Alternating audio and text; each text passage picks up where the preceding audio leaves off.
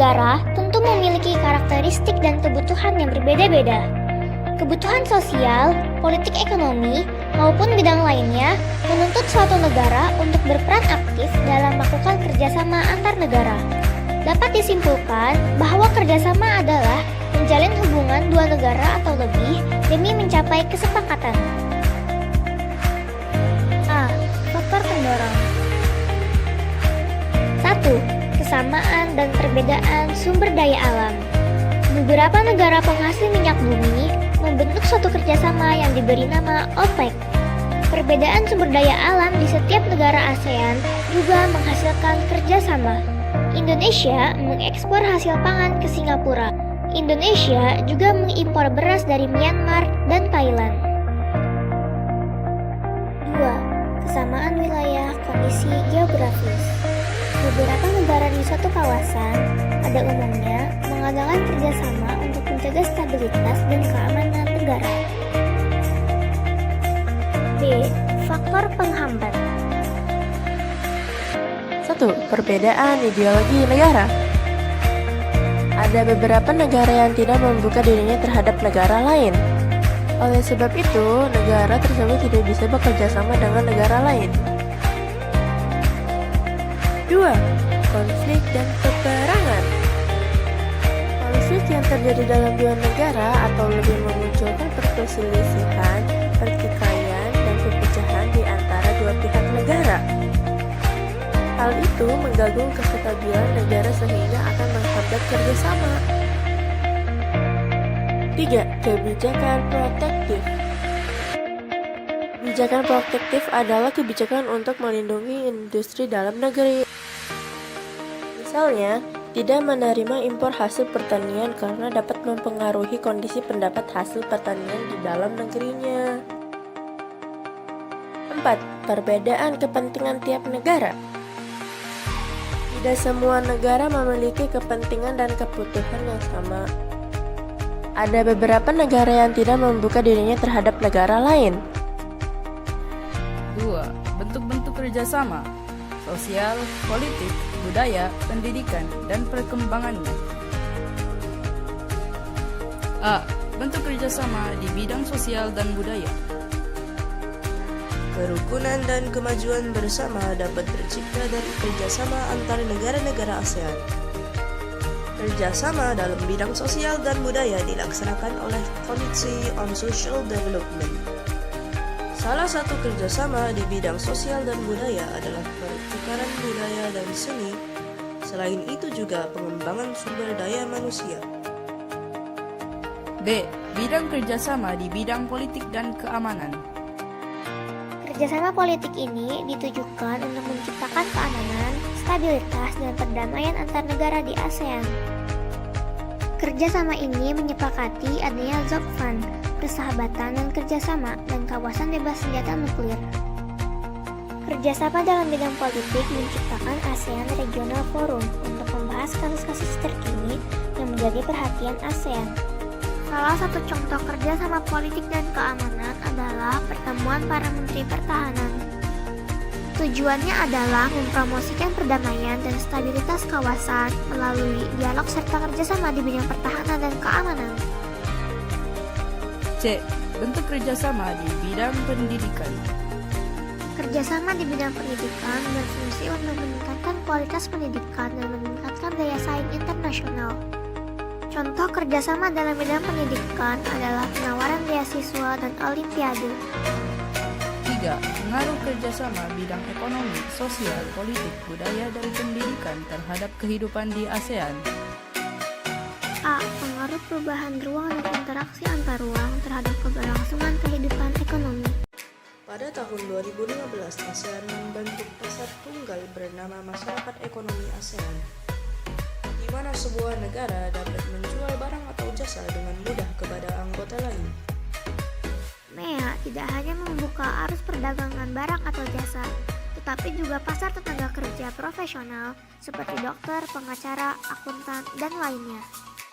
Kondisi ini dapat membuka peluang pekerja asing untuk mengisi negara yang kekurangan sumber daya manusia. Pembukaan MEA ini membawa manfaat yang besar Salah satunya adalah menciptakan lapangan kerja baru. Namun, banyak perusahaan yang kurang puas karena kurangnya keterampilan pegawainya. B. Pengaruh perubahan ruang dan interaksi antar ruang terhadap keberlangsungan kehidupan sosial di negara-negara ASEAN. Kondisi dan status sosial masyarakat Asia Tenggara yang berbeda dan hidup berdampingan terkadang memunculkan pertentangan karena perbedaan kepentingan. Pada tahun 2015, ribuan pengungsi warga Myanmar membanjiri negara-negara tetangga. ASEAN mengimbau negara-negara anggotanya agar menerima pengungsi tersebut. Migrasi ini berpengaruh terhadap dinamika jumlah kependudukan suatu negara, baik bagi yang mengungsi ataupun negara tujuan pengungsian. C. Pengaruh perubahan ruang dan interaksi antar ruang terhadap keberlangsungan kehidupan budaya di negara-negara ASEAN. Seiring dengan berjalannya waktu, kerjasama budaya ASEAN telah mengalami banyak kemajuan. Banyak kegiatan yang sudah dilakukan ASEAN sebagai dampak pengaruh perubahan komitmen kebudayaan. 1. Festival Budaya ASEAN. Pada tanggal 29 Juni 2013, Festival Budaya ASEAN digelar di kota Purwakarta, Jawa Barat. Kegiatan ini diikuti oleh 9 negara. Festival ini merupakan ajang memperkenalkan kebudayaan kota dan kabupaten Purwakarta ke masyarakat ASEAN. 2. Perkemahan Budaya Serumpun ASEAN. Perkemahan ini diikuti oleh 3 negara, yaitu Indonesia, Malaysia, dan Brunei Darussalam. Kegiatan ini sudah pernah dilakukan pada tahun 2010 di Sambas, tahun 2012 di Makassar, dan tahun 2017 di Siak. Tujuan dari perkemahan ini adalah untuk meningkatkan wawasan tentang budaya bangsa serumpun. Kegiatan ini dapat memperkuat tali silaturahmi dan juga memperkenalkan budaya daerah sebagai tujuan pariwisata. D. Pengaruh perubahan ruang dan interaksi antar ruang terhadap keberlangsungan kehidupan politik di negara-negara ASEAN.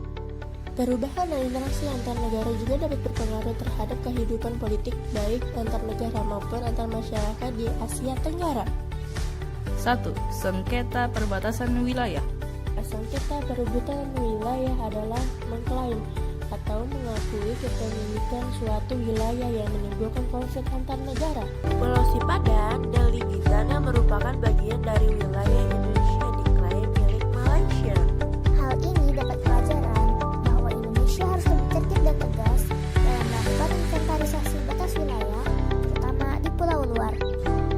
2. Pekerja migran. Pekerja migran semakin banyak dengan berkembangnya globalisasi. Negara asal dan tujuan harus membuat aturan sesuai kesepakatan. Beberapa negara ASEAN menawarkan untuk menyusun terkait penempatan kerja dan upah yang diberikan. E. Pengaruh perubahan ruang dan interaksi antar ruang terhadap keberlangsungan kehidupan pendidikan di Asia Tenggara.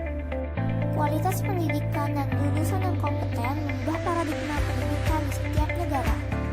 Mengakses informasi bagi pelajar sangat penting untuk meningkatkan kualitas pendidikan. Pemerintah Indonesia berupaya melakukan perubahan dalam sistem pendidikan. Contohnya adalah meningkatkan mutu pendidik melalui proses sertifikat, akreditasi, standarisasi pendidikan, peningkatan gaji, dan kesejahteraan pendidik. 4. Upaya-upaya meningkatkan kerjasama di antara negara-negara ASEAN. Upaya meningkatkan kerjasama antar negara ASEAN terbagi menjadi 3 pilar. 3 pilar tersebut adalah kerjasama dalam bidang politik dan keamanan, ekonomi, dan sosial budaya. Meningkatkan kerjasama antar negara memerlukan dorongan, antara lain kekompakan, konsistensi, keterbukaan, kekitaan, saling menghormati, dan kesetiakawanan sosial. Dalam pilar sosial budaya, ASEAN akan mengatasi berbagai tantangan di bidang kependudukan, kemiskinan, ketenaga kerjaan, dan kesejahteraan masyarakat. Dalam memperkuat daya saing kawasan, ASEAN berkomitmen meningkatkan kualitas sumber daya manusia dan kualitas lingkungan hidup. Dalam pilar politik dan keamanan, ASEAN terus berupaya meningkatkan kualitas pelayanan publik melalui peningkatan kemampuan pemerintahan dan pelibatan masyarakat dalam pengambilan keputusan. Adalah Masyarakat ASEAN dapat lebih mengenali keragaman budaya negara anggota, saling menghargai identitas nasional masing-masing, dan lain-lain. Dalam pilar ekonomi, Indonesia memiliki produk kreatif yang memiliki daya saing cukup bagus dan pertumbuhan yang tinggi. Koperasi dapat dijadikan suatu program yang menarik karena sektor menengah ke bawah adalah salah satu komponen penunjang ekonomi.